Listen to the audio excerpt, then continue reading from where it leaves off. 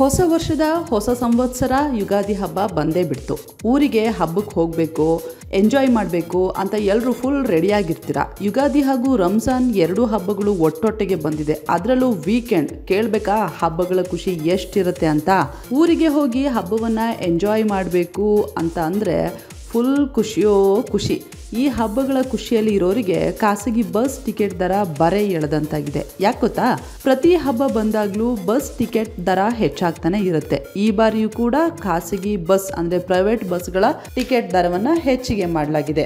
ಸರ್ವೇ ಸಾಮಾನ್ಯ ಹಬ್ಬಗಳು ಬಂದರೆ ಟಿಕೆಟ್ ದರವನ್ನು ಬಸ್ಗಳು ಹೆಚ್ಚಿಗೆ ಮಾಡುತ್ತೆ. ಆದರೆ ಈ ಬಾರಿ ಮೊದಲಿಗೆ ಕಂಪೇರ್ ಮಾಡಿದ್ರೆ ಟಿಕೆಟ್ ದರ ಕೊಂಚ ಜಾಸ್ತಿನೇ ಆಗೋಗ್ಬಿಟ್ಟಿದೆ. ಬೆಂಗಳೂರಿಂದ ಹುಬ್ಬಳ್ಳಿಗೆ ಹೋಗುವಾಗ ಹಳೆ ದರ ಎಷ್ಟಿತ್ತು, ಹಳೆ ಟಿಕೆಟ್ ಪ್ರೈಸ್ ಏನಿತ್ತು, 700 ರೂಪಾಯಿ ಇತ್ತು. ಈಗ ಅದನ್ನು 1250ಕ್ಕೆ ಹೆಚ್ಚಿಗೆ ಮಾಡಲಾಗಿದೆ.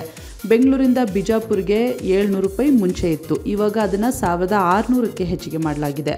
ಬೆಂಗಳೂರಿಂದ ಗುಲ್ಬರ್ಗಕ್ಕೆ 750 ರೂಪಾಯಿ ಇತ್ತು, ಅದನ್ನು 1500ಕ್ಕೆ ಹೆಚ್ಚಿಗೆ ಮಾಡಲಾಗಿದೆ.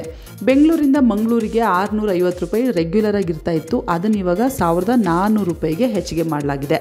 ಬೆಂಗಳೂರಿಂದ ರಾಜ್ಯದ ಎಲ್ಲ ಜಿಲ್ಲೆಗಳಿಗೂ ಹೋಗುವ ಜನರ ಜೇಬಿಗೆ ಇದೀಗ ಕತ್ತರಿ ಬಿದ್ದಿದೆ. ಯಾಕೆ ಗೊತ್ತಾ? ಸಾಮಾನ್ಯ ದಿನಗಳಿಗೆ ಹೋಲಿಸಿದ್ರೆ 200-300 ರೂಪಾಯಿಗಿಂತ 900-1000ವರೆಗೂ ಕೂಡ ಈ ಒಂದು ಟಿಕೆಟ್ ಪ್ರೈಸನ್ನು ಜಾಸ್ತಿ ಮಾಡಲಾಗಿದೆ. ಹೀಗಾಗಿ ಹಬ್ಬದ ಖುಷಿಯಲ್ಲಿ ಇರುವ ಜನರು ಸಾಮಾನ್ಯವಾಗಿ ಸಿಟ್ಟಾಗಿದ್ದಾರೆ.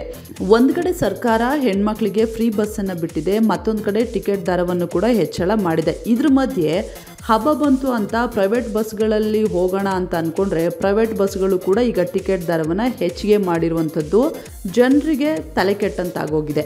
ಇದಕ್ಕೆ ಖಾಸಗಿ ಬಸ್ ಮಾಲೀಕರನ್ನು ಕೇಳಿದ್ರೆ ನಾವೇನು ದುಪ್ಪಟ್ಟು ಹೆಚ್ಚಿಗೆ ಮಾಡಿಲ್ಲ, 50-60% ಮಾತ್ರ ಏರಿಕೆಯನ್ನು ಮಾಡಿದ್ದೇವೆ. ರಾಜ್ಯ ಸರ್ಕಾರ ಈ ಬಾರಿ ಬಜೆಟಲ್ಲಿ ಖಾಸಗಿ ಬಸ್ನವರಿಗೆ 1 ರೂಪಾಯಿನೂ ಕೊಟ್ಟಿಲ್ಲ. ಶಕ್ತಿ ಯೋಜನೆಯಿಂದ ಖಾಸಗಿ ಬಸ್ ಮಾಲೀಕರಿಗಂತೂ ಲಾಸ್ ಆಗಿದೆ. ಇದ್ರ ಮಧ್ಯೆ ರೋಡ್ ಟ್ಯಾಕ್ಸ್, ಇನ್ಶೂರೆನ್ಸ್, ಹೊಸ ಬಸ್ಗಳ ಬೆಲೆ, ಸ್ಪೇರ್ ಪಾರ್ಟ್ಸ್ ಹೀಗೆ ಎಲ್ಲದರ ರೇಟ್ ಗಗನಕ್ಕೇರಿದೆ. ಹಾಗಾಗಿ ಅನಿವಾರ್ಯವಾಗಿ ನಾವು ಟಿಕೆಟ್ ದರವನ್ನು ಹೆಚ್ಚಿಗೆ ಮಾಡುವಂತಹ ಪರಿಸ್ಥಿತಿ ಬಂದಿದೆ ಅಂತಾರೆ.